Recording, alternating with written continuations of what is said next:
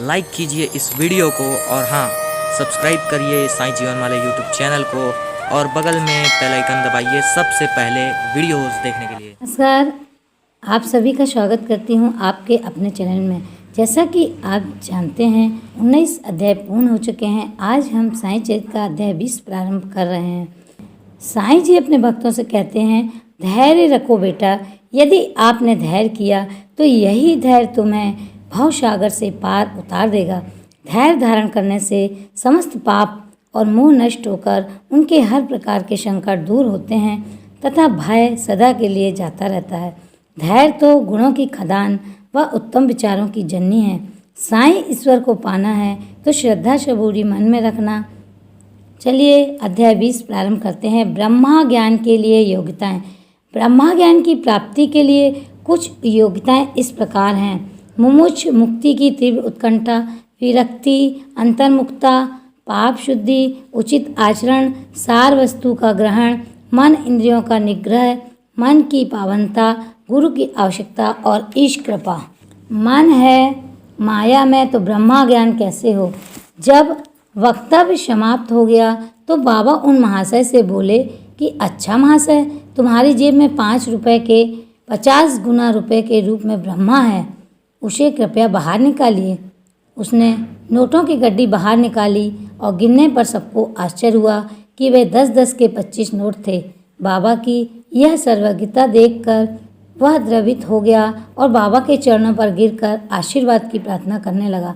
तब बाबा बोले कि अपना ब्रह्मा का यानी नोटों का यह बंडल लपेट लो।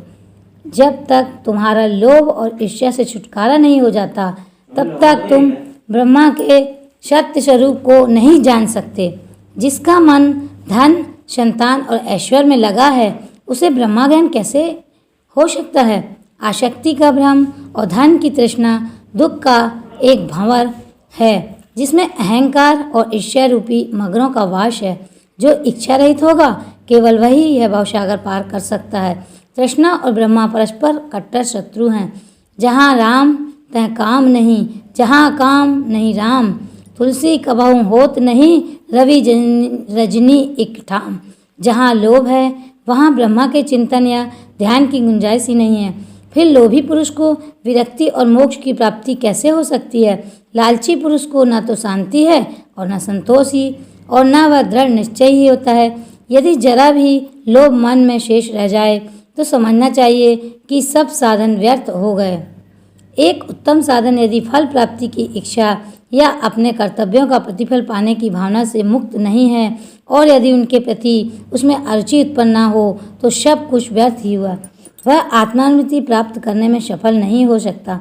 जो अहंकारी तथा सदैव विषय चिंतन में रत है उन पर गुरु के उपदेशों तथा शिक्षा का कोई प्रभाव नहीं पड़ता।